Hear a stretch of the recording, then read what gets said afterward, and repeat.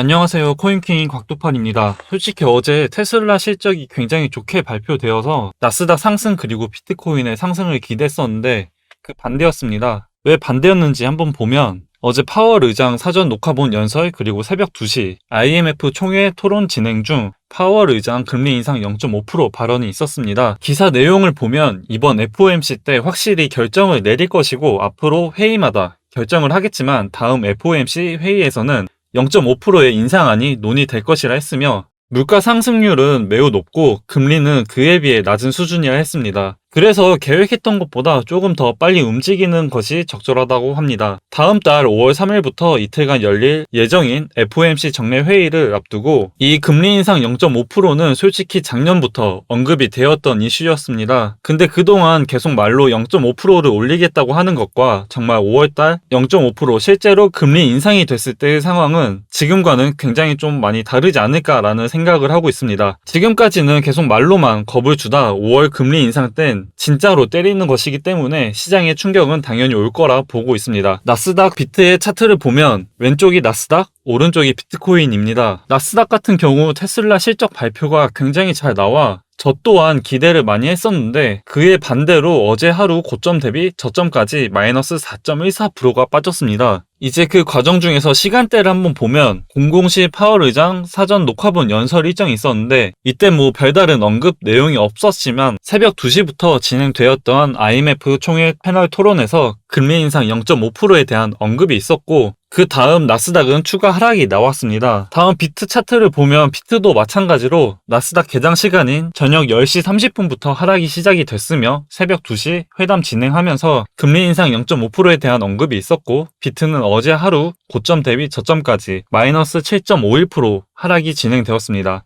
최근 시장 움직임을 보면 나스닥 따까리라고 할 정도로 나스닥의 영향을 굉장히 많이 받고 있습니다. 뭐 사실 그 전에도 마찬가지였지만 그래도 디커플링의 움직임을 보여줄 만큼 독자적인 방향을 보여준 적도 있었습니다. 근데 지금은 빅테크 실적 발표에 대한 나스닥 영향을 그대로 고스란히 다 받고 있습니다. 그렇기 때문에 이렇게 나스닥의 움직임을 체크하고 있고 나스닥이랑 정반대로 움직인다면 뭐 사실 볼 필요가 없습니다. 비트에 대한 저의 관점은 아직 변하지 않았습니다. 비트 같은 경우 저번에 말씀드렸던 이 채널 하단 부분 저항을 뚫고 영역 안으로 들어와 줘야 상승의 신호로 보고 있으며 계속 이 하단 채널 저항에 막힌 모습입니다. 저 같은 경우 지금은 수익을 덜 보더라도 우선은 매매를 하고 있지 않고 있습니다. 어제 언급했던 베이직 같은 경우에도 어제 말씀드렸던 것처럼 최소한 980원을 지켜줘야 상승의 신호로 보고 있었기 때문에 영상에서 말씀드렸던 것처럼 일봉 종가 기준으로 980원을 지켜주는지 확인하고 그 다음 매매를 하시라고 말씀을 드렸습니다. 어제 종가는 946원으로 마감했기 때문에 아쉽게도 포지션을 잡을 위치는 아니었습니다. 다음에도 제 관점상 매매해볼 만한 코인이 있다면 또 추가적으로 계속 공유를 해드리겠습니다. 주요 정보들 전체적으로 말씀드려보면 먼저 BTC 검색 지표가 하락하면서 대중들의 관심이 줄어들고 있습니다. 지금 현재 장 분위기도 작년 같은 상승장의 분위기가 아니기 때문에 아무래도 관심도는 점점 줄어들 수밖에 없다고 생각을 하고 있습니다. 구글 검색 데이터에 따르면 비트코인에 대한 대중의 관심도가 하락하는 추세이고 비트코인 검색 지표가 4월 22일 기준 2020년 중반 정도의 수준입니다. 같은 달 17일, 23일 주간 판독치는 17인데 이 수치는 지난해 5월 평균 판독치인 76보다 하락한 상태라고 합니다. 이 내용을 좀 더 이제 디테일하게 봤을 때 작년 4월, 5월 비트 신고점을 갱신했을 때 구글 트렌드 지수 관심도는 17, 18년도 때보다 높았지만 작년 11월 달 신고가를 갱신했을 때 관심도는 17, 18년도보다 낮았었습니다. 이 내용을 해석해보면 즉 신규 투자자들의 관심도보다는 기존 투자하고 있는 투자자들의 관심으로 검색한 수치라 생각을 하고 있고 아무래도 가격 상승을 위해선 세력의 존재도 당연히 필요하지만 신규 투자자, 신규 자본 유입 또한 굉장히 중요하기 때문에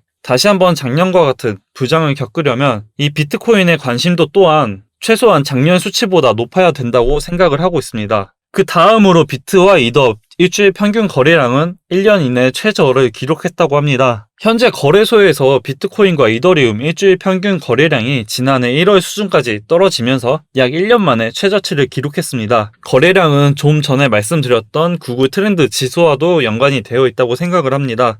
만약 관심이 있다면 거래량, 거래 대금은 당연히 높아질 수밖에 없는데 지금 장 분위기는 그런 관심도를 끌 만큼 매력적이지 않기 때문에 큰 거래량과 거래 대금이 발생되고 있지 않다고 보고 있습니다. 그 다음으로 비트코인 거래가 4만 달러 아래에서 1.8만 개의 비트를 매집했다고 합니다. 비트코인 100개에서 10,000개를 보유한 고래 주소는 4월 10일 비트코인이 4만 달러를 반납한 이후 총 18,104개를 매집했습니다. 하지만 이들의 비트코인 보유량은 작년 10월 이후로 상당히 감소하고 있다고 합니다. 반면 USDT 구매력은 강해 보인다고도 하고 있습니다. 그 다음으로 커뮤니티에 공유해드렸던 것처럼 야놀자에 관한 내용입니다.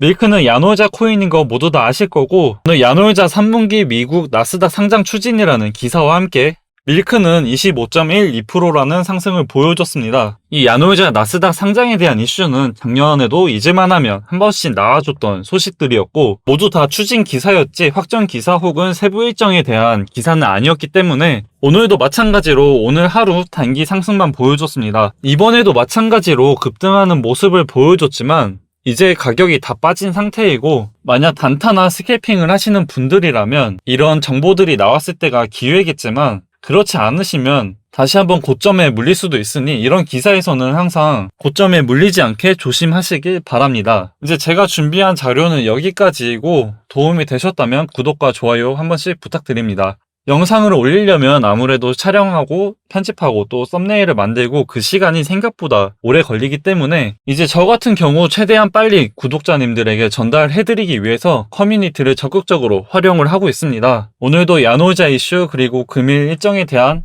같이 공유를 했었고, 구독하신 다음 이 일정들 모두 다 챙겨보면서 매매에 도움이 됐으면 좋겠습니다. 오늘 하루도 이 엄청난 변동성이 있는 시장에 투자하시느라 고생 많으셨고, 구독과 좋아요 한 번씩 부탁드리고 코인킹 곽도팔이었습니다. 감사합니다.